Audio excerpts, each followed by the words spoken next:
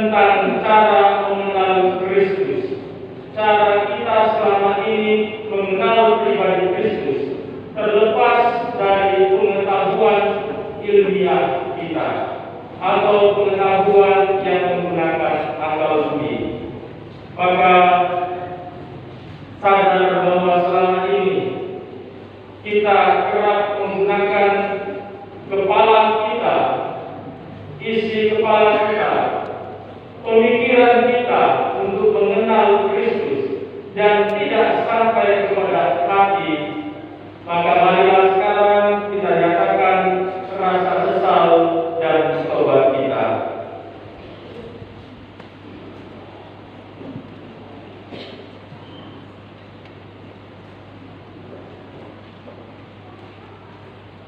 Saya mengaku kepada Allah yang Maha Kuasa dan kepada saudara sekalian bahwa saya telah berdosa dengan pikiran dan perkataan, dengan perbuatan dan lalai.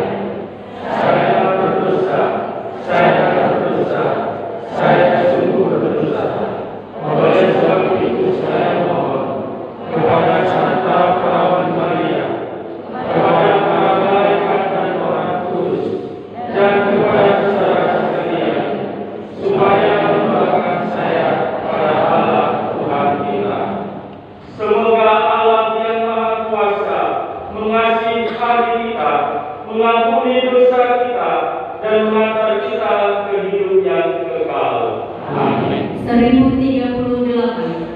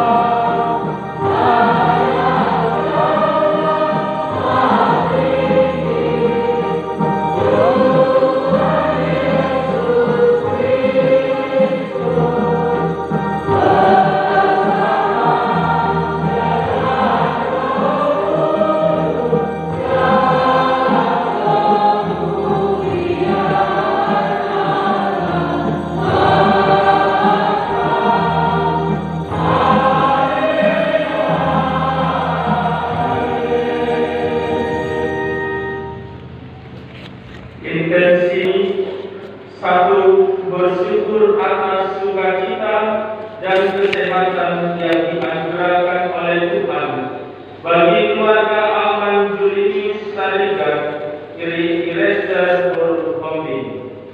Dua, mohon rahmat kesehatan dan kedamaian untuk seluruh panitia pesta misa perdana. Tiga, mohon rahmat kesetiaan iman untuk seluruh umat paroki Kristus Raja Perdagangan. Empat, ucapan syukur dari seluruh umat paroki Perdagangan atas tahbisan Pastor Dodi Malau Okaran, Pastor Somon Raja Taka Okaran, dan Bapak Suster Geti Malau Bakaran. Semoga beri panggilan menjadi imam biaran biarawati tumbuh subur dan umat mendapat berkat dari Tuhan. Lima, ucapan syukur kepada Tuhan atas ulang tahun Margaret Haryanti Pasaribu yang kedua. Semoga Tuhan memberi rahmat berlimpah. Enam, ucapan syukur atas kesehatan dan rezeki yang diterima dan mohon doa untuk kerja dan usaha keluarga Urban Ridwan Kurni. 7, mohon doa bagi saudari Dunia Manalu yang mengalami sakit gagal ginjal supaya Tuhan memberikan rahmat kesembuhan bagi saudari kita ini.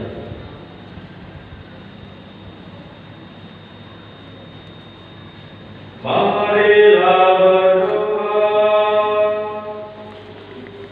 Ya Allah, dalam diri Yesus Kristus Putra-Mu yang bangkit dan hidup mulia, Engkau telah memenuhi janji-Mu yang diwakilkan oleh para nabi. Kami mohon, semoga kami selalu menyadari kehadiran Putra-Mu yang membawa damai sejahtera bagi kami, sebab Dialah Tuhan pengantara kami yang bersama dengan Dikau dalam persatuan Roh Kudus, hidup dan berkuasa Allah sepanjang segala masa.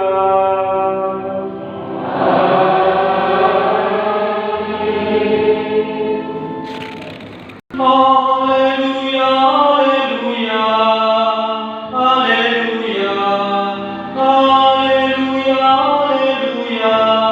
haleluya,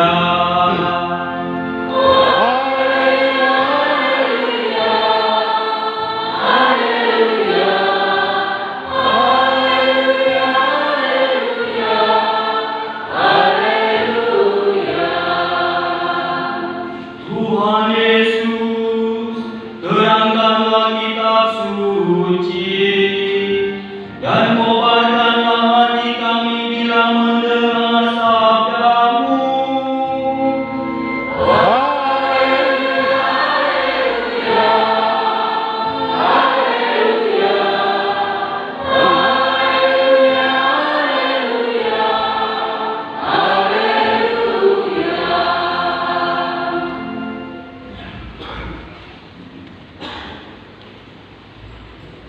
Tuhan bersamamu.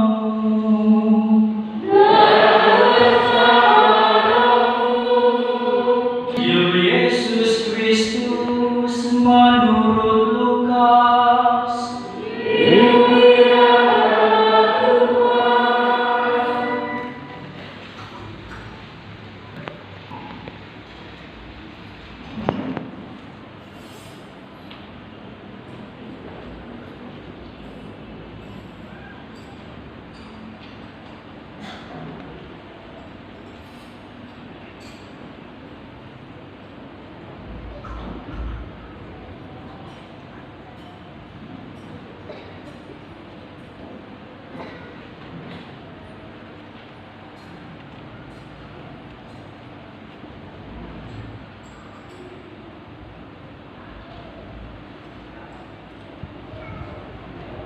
Dua murid yang dalam perjalanan ke Emmaus ditemui oleh Yesus yang bangkit, segera kembali ke Yerusalem. Di sana mereka menceritakan kepada kepada saudara-saudara yang lain apa yang terjadi di tengah jalan dan bagaimana mereka mengenali Yesus pada waktu Ia memecah-mecahkan roti. Sementara mereka bercakap-cakap tentang hal-hal itu, Yesus tiba-tiba berdiri di tengah-tengah mereka dan berkata, "Damai bagi kamu." Mereka terkejut dan takut karena menyangka bahwa mereka melihat hantu. Akan tetapi Yesus berkata kepada mereka, "Mengapa kamu terkejut? Dan apa sebabnya timbul keraguan-raguan di dalam hati kamu? Lihatlah tanganku dan kakiku, aku sendirilah ini. Rabalah aku dan lihatlah, karena hantu tidak ada daging dan tulangnya, seperti yang kamu lihat ada padaku." Sambil berkata demikian, Yesus memperlihatkan tangan dan kakinya kepada mereka. Ketika mereka belum juga percaya karena girang dan masih heran, berkatalah Yesus kepada mereka, "Apakah kamu punya makanan di sini?" Lalu mereka memberikan kepadanya sepotong ikan goreng. Yesus mengambilnya dan memakannya di depan mata mereka. Yesus berkata kepada mereka, "Inilah perkataanku yang telah aku katakan kepadamu ketika aku masih bersama-sama dengan kamu, yakni bahwa harus digenapi semua yang ada tertulis tentang aku dalam kitab Taurat Musa, kitab Nabi-Nabi, dan kitab Mazmur." Lalu Yesus membuka pikiran mereka sehingga mereka mengerti kitab suci. Kata Yesus kepada mereka, "Ada tertulis demikian, Mesias harus menderita dan bangkit dari antara orang mati pada hari yang ketiga. Dan lagi, dalam namanya berita tentang pertobatan untuk pengampunan dosa harus disampaikan kepada segala bangsa, mulai dari Yerusalem. Kamulah saksi-saksi dari semuanya ini."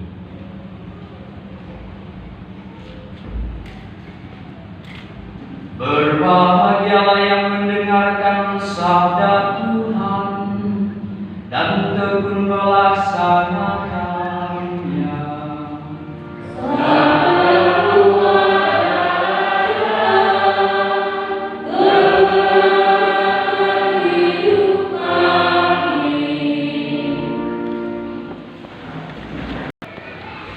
Para romo, suster, frater, bruder, bapak, ibu, saudara-saudari, adik-adik yang terkasih, untuk memulai homili saya ini, saya ingin mengajak kembali kita semua sedikit bernostalgia kembali ke tahun 1990-an hingga sekitar tahun 2010. Pada waktu itu, media sosial yang kita kenal sekarang ini belum menjadi begitu populer di masyarakat, atau setidak-tidaknya di Indonesia.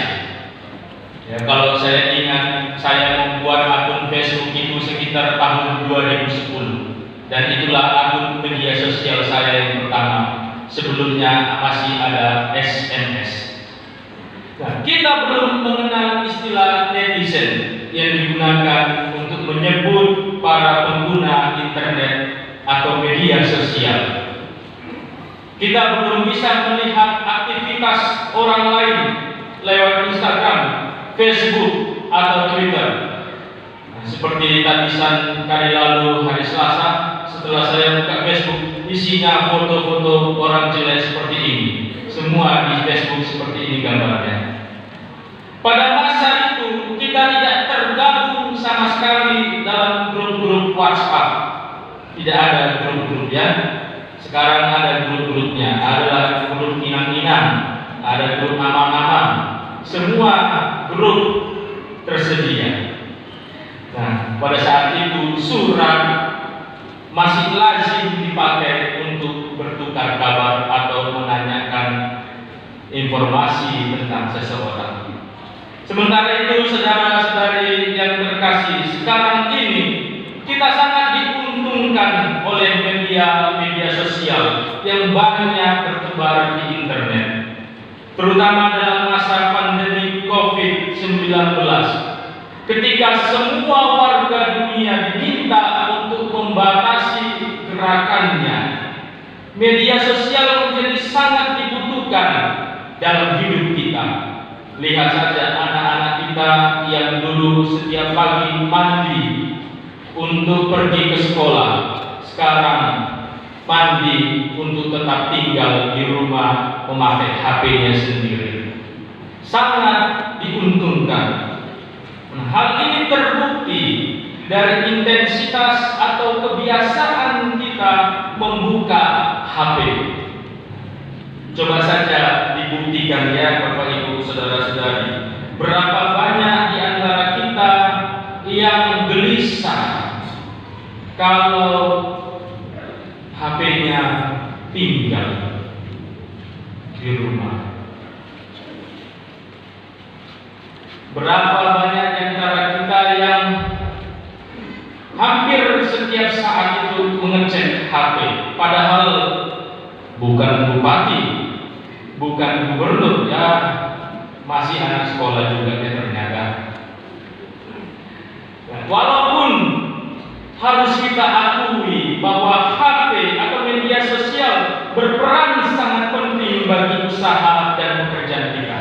Ya, kita harus akui ya bahwa banyak sekali fungsi HP itu atau media sosial bagi pekerjaan kita.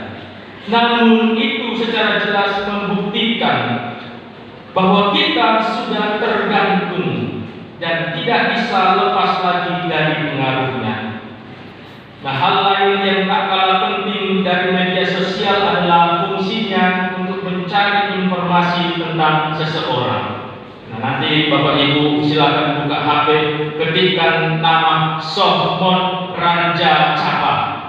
Nah, maka Anda akan melihat di dalam Facebook itu ada laki-laki yang imun-imun, yang mungil, gitu kan? Nah, baru-baru ini fotonya ramai di Facebook. Nah, tingginya ya sekitar itu lah ya.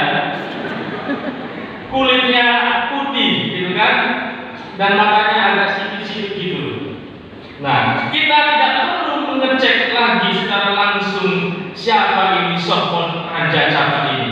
Gak perlu kita datang ke Sidikalang, padahal kita orang perdagangan misalnya, sedekah Sohmon Ranja Capa. Cukup kita mengecek media sosialnya. Demikian Facebook membantu kita, dan media sosial membantu kita untuk saling mengenal.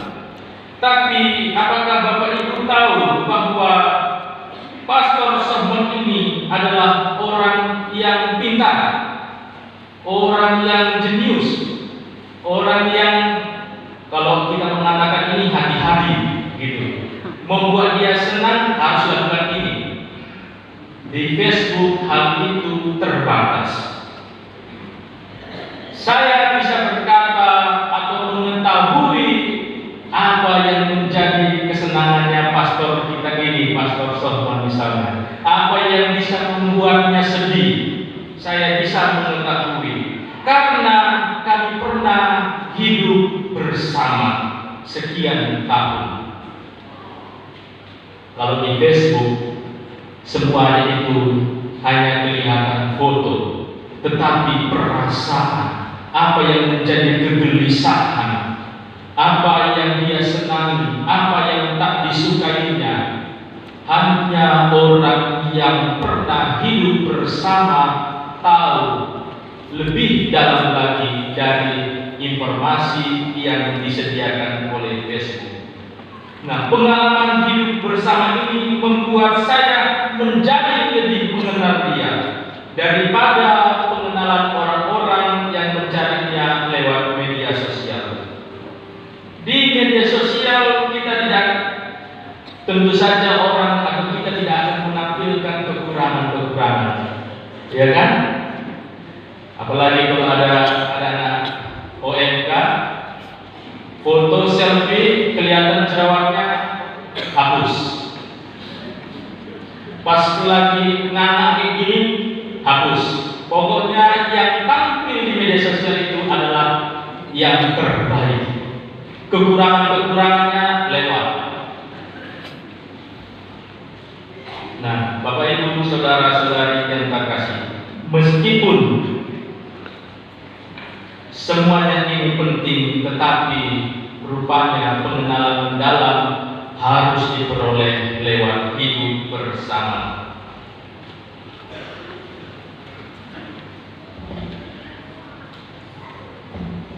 Demikian juga Bapak Ibu saudara-saudari yang terkasih, pengenalan kita akan Yesus Kristus.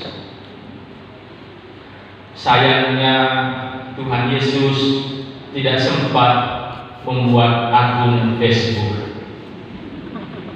atau Instagram atau Twitter-nya. Tetapi orang yang mampu mengenal Kristus lebih dalam adalah orang-orang yang bersedia hidup bersama dengan Dia.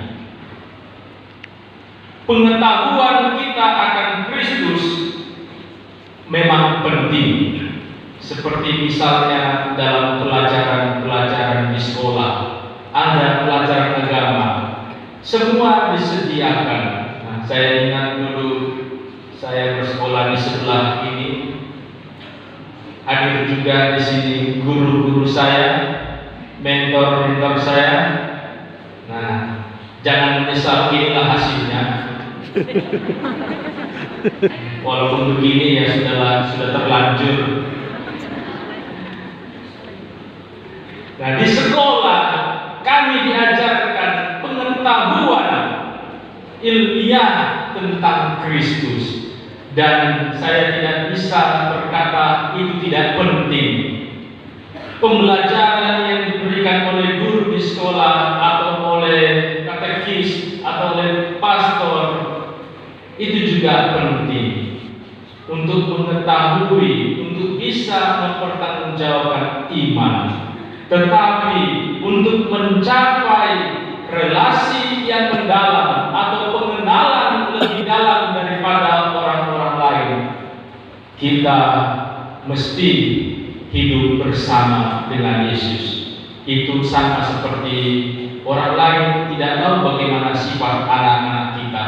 Yang mereka tahu anak-anak kita pergi jam sekian, pulang jam sekian. Tetapi orang tua itu tahu luar dalam anaknya, sifat baik, sifat buruk dari anak-anaknya.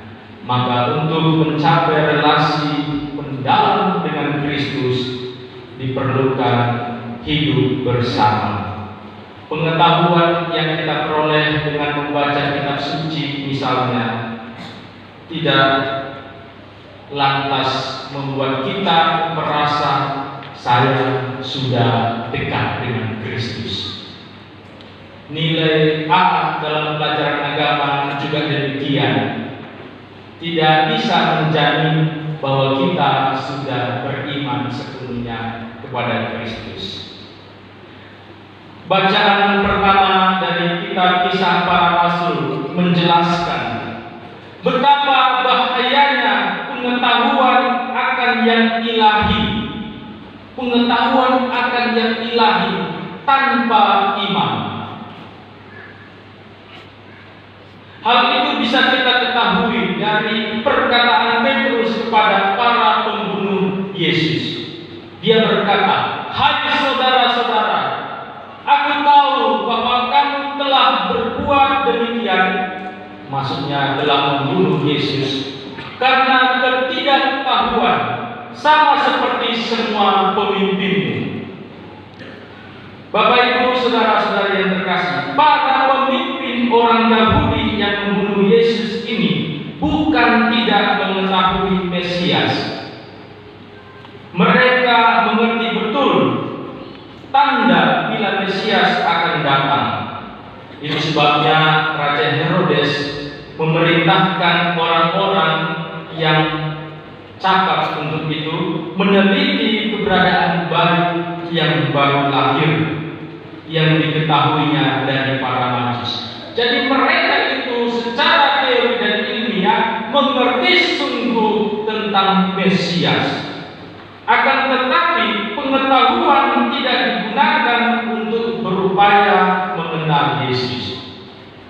Pengetahuan yang mereka miliki tentang kitab suci tak sampai pada upaya untuk mengenal Yesus secara pribadi. Mereka menerima pengetahuan tentang Mesias, tetapi tidak pada pribadi Yesus. Dalam kata-kata yang lebih menyakitkan, mereka, para pembunuh Yesus ini, lebih menerima Barabas, si pembunuh, sebagai hadiah daripada Yesus yang mampu memberikan kado terindah. Sekali lagi, pengetahuan tanpa pengenalan akan Yesus atau pengetahuan tanpa iman berpotensi besar pada kejahatan. Hal ini juga kita lihat dalam diri rasul-rasul, seperti dalam bacaan Injil. Orang-orang yang berada dalam ring satu, lingkaran dalam Yesus. Contohnya Yudas Iskariot menjual Yesus dengan imbalan harta. Dia bukan orang yang baru kemarin kenal dengan Yesus. Sekitar 3 tahun lamanya dia melalang buana bersama Yesus, tak pernah jauh dari Yesus. Demikian juga rasul-rasul lainnya. Tetapi pada hari kebangkitannya, ketika Yesus telah bangkit dari antara orang mati, para rasul yang selama hidupnya dekat dengan Yesus ternyata gagal mengenal Yesus. Akhirnya Yesus berkata dalam Injil tadi, "Mengapa kamu terkejut? Dan apa sebabnya timbul keraguan di dalam hatimu? Lihatlah tanganku dan kakiku, aku sendirilah ini." Lebih lanjut Yesus mengatakan, "Rabalah aku dan lihatlah, karena hantu kami tidak ada daging dan tulangnya, seperti yang kamu lihat ada padaku." Bapak Ibu saudara-saudari yang terkasih, ini contoh bahwa pengetahuan saja tak cukup untuk membuat kita beriman. Perasaan saja pun juga tidak cukup untuk membuat kita dekat dengan Yesus.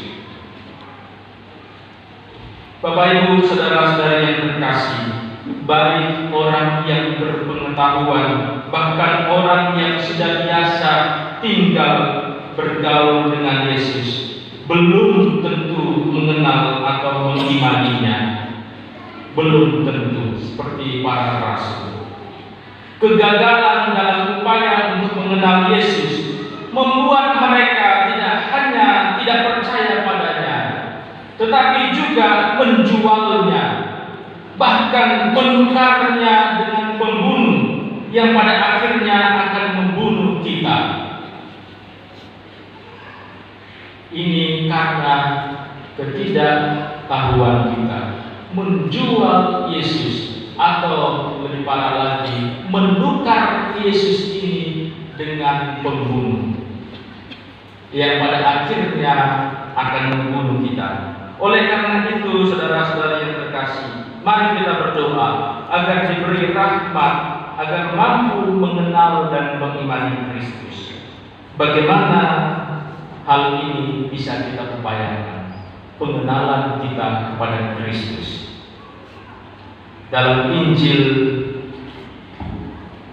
dikatakan, terbukalah mata mereka ketika Yesus memecah-mecahkan roti.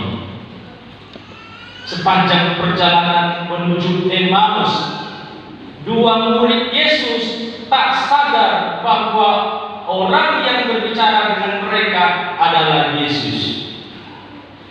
Setelah tiba di Emmaus, Yesus memecah-mecahkan roti, dan seketika itu terbuka mata dua murid ini, dan mereka akhirnya mengenal bahwa orang ini adalah Yesus.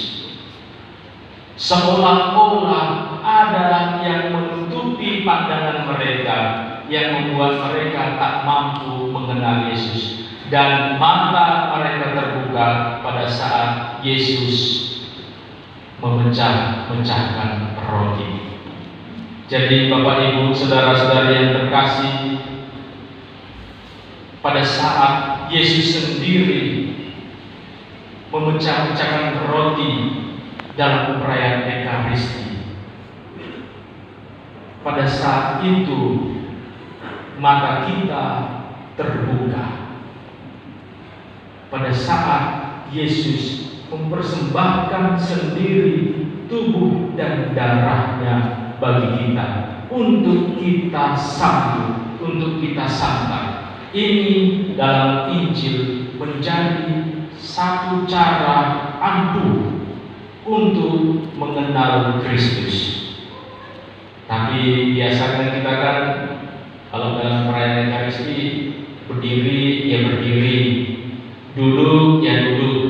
Nanti kalau ada orang angkat tangannya ya angkat tangannya. Sudah hampir setiap minggu begitu.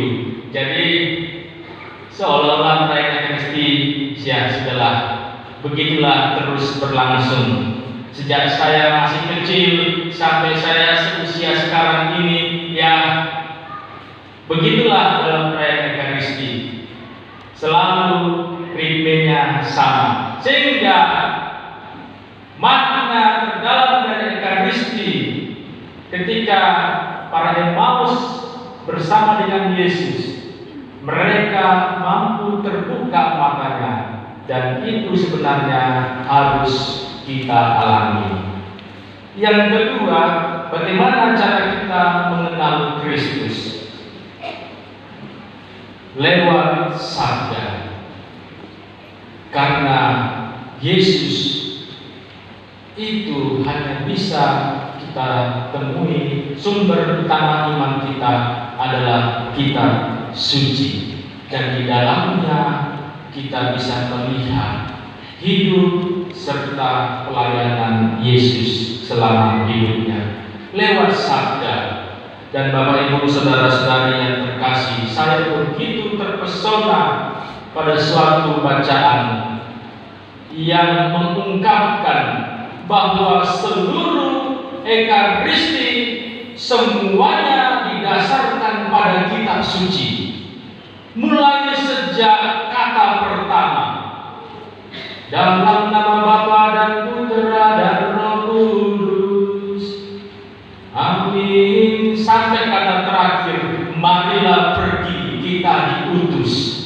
Semuanya itu ternyata didasarkan pada kitab suci. Maka tidak ada cara lain Bapak Ibu saudara-saudari yang terkasih untuk mengenal Kristus. Pertama, lewat Ekaristi dan sabdanya sendiri. Kita kedatangan tamu.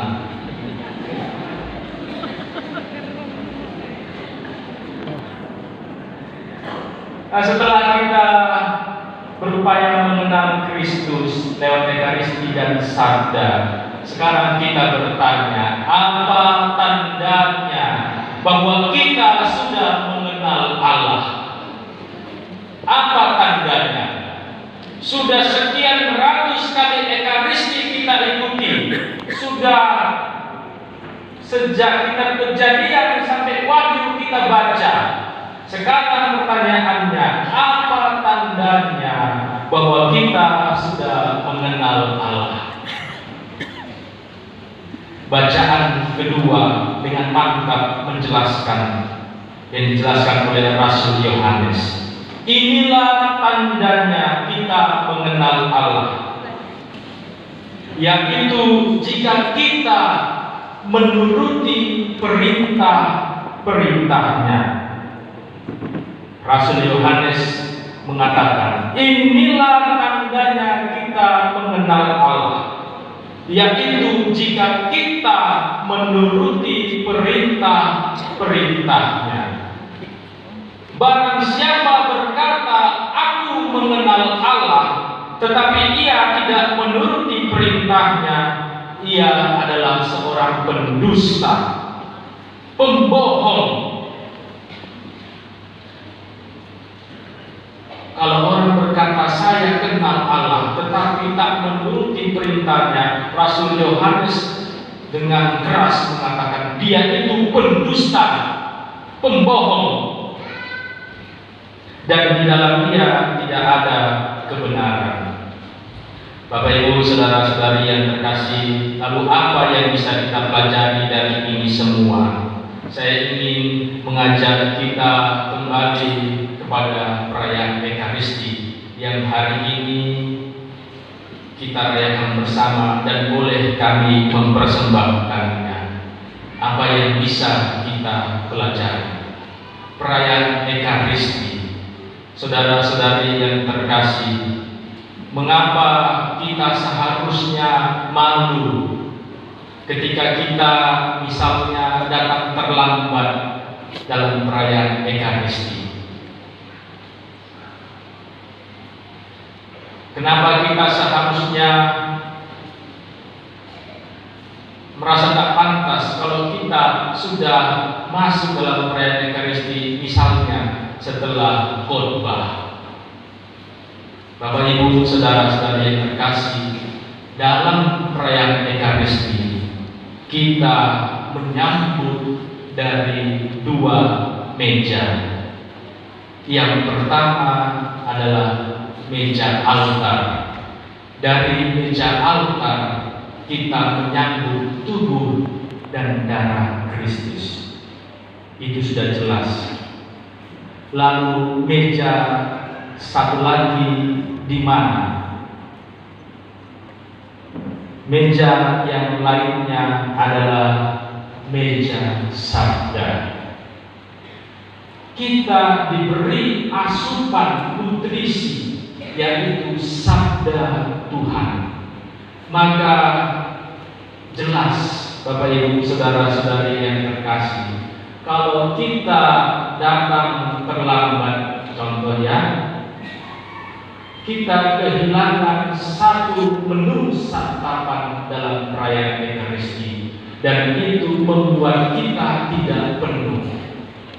Kita kehilangan nutrisi sabda. Padahal dari sejak awal kita sudah disiapkan untuk mencapai puncaknya dalam konsekrasi, termasuk bacaan-bacaan. Maka kalau kita tiba-tiba lari datang sudah siap-siap menyambut komuni, kita kehilangan yang seharusnya menjadi hak kita, yaitu sabda.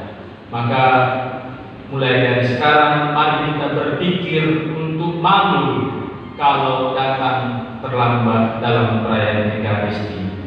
Saudara-saudari yang terkasih, ini yang bisa kita renungkan bersama, upaya kita untuk mengenal Kristus lewat Ekaristi dan lewat sabda Tuhan. Apa tandanya kita sudah mengenal Kristus?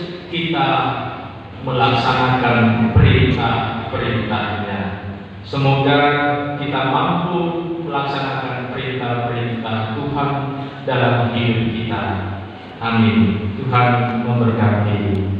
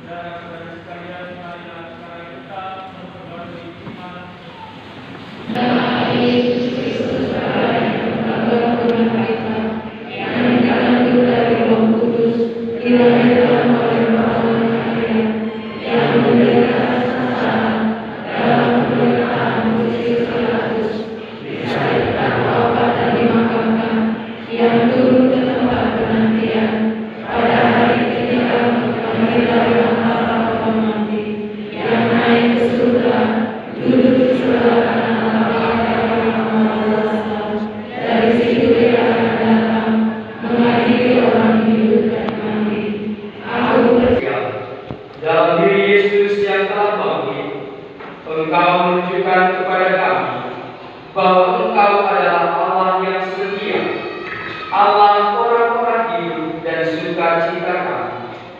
Maka dengarkanlah doa putra-putrimu dan perkenankanlah kami bergembira karena perantaraan Yesus Kristus Tuhan kami. Amin. Selanjutnya,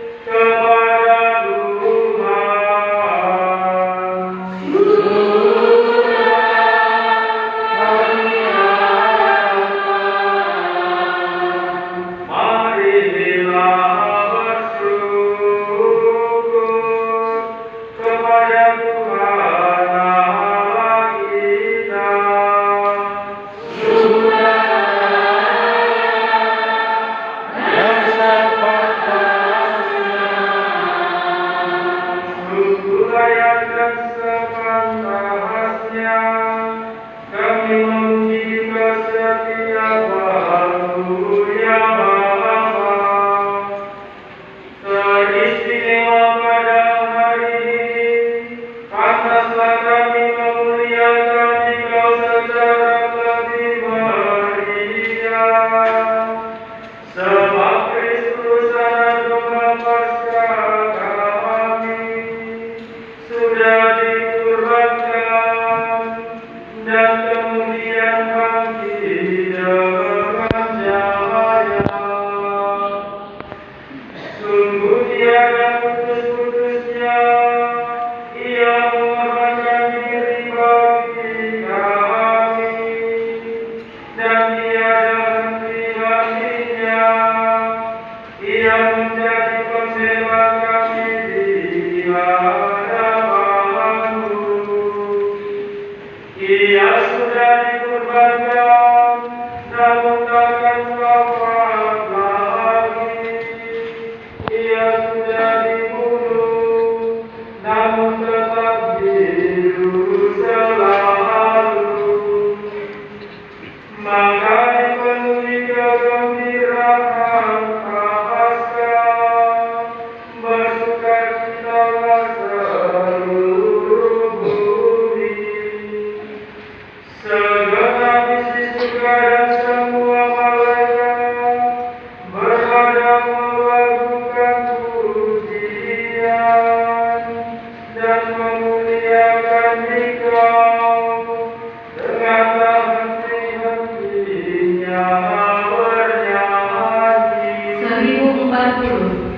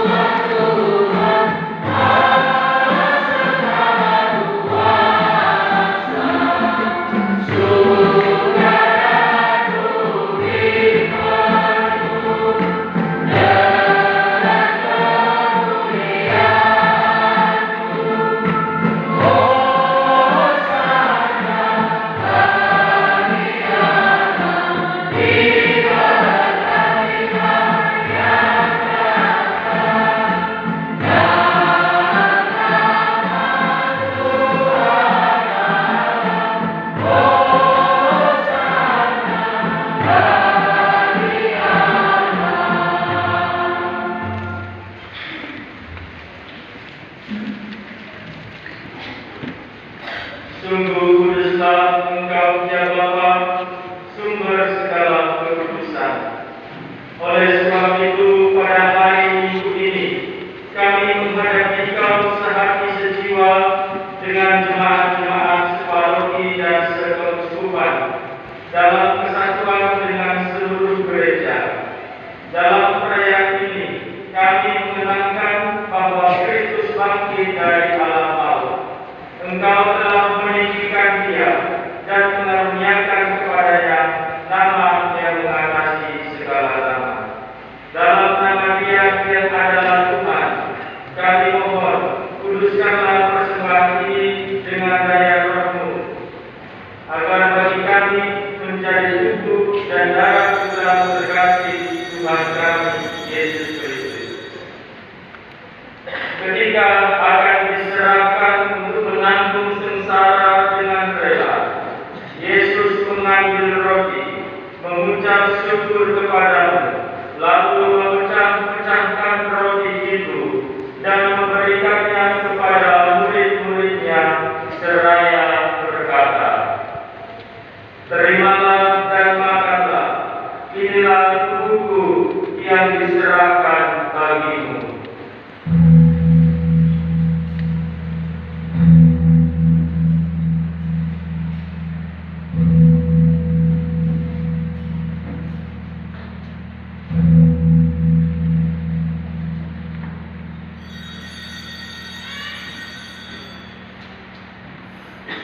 Demikian pula sesudah perjamuan, Yesus mengambil piala. Sekali lagi Ia mengucap syukur kepada-Mu, lalu memberikan piala itu kepada murid-muridnya seraya berkata, "Terimalah dan minumlah, inilah piala darahku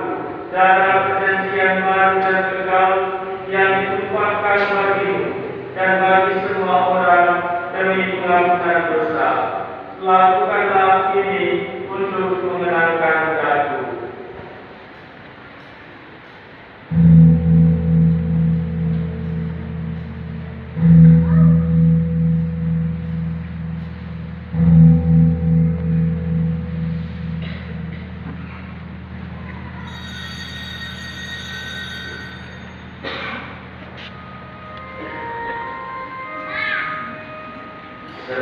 Setiap kali kita makan roti ini dan minum dari piala ini, kita menyatakan iman kita.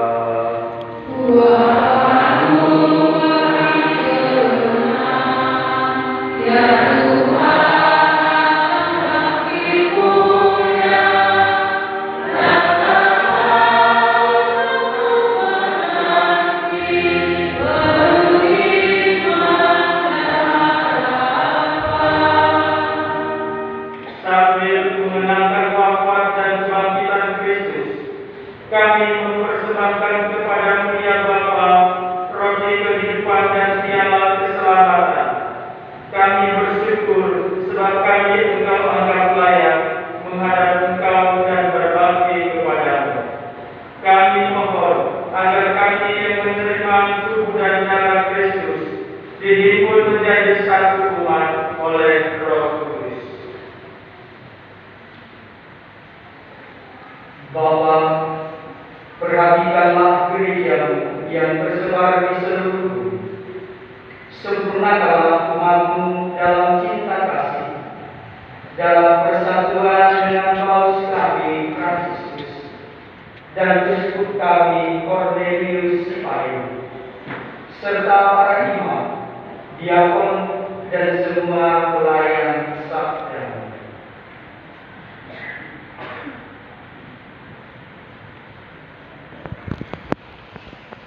Ingatlah akan saudara-saudari kami, kaum beriman yang telah meninggal dengan harapan akan bangkit.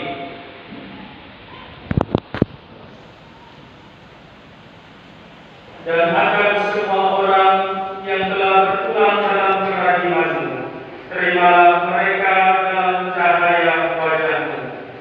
Kasihanilah kami semua, agar kami Engkau terima dalam kebahagiaan abadi bersama Santa Maria Perawan dan Bunda Allah, Santo Yosef suaminya yang suci, bersama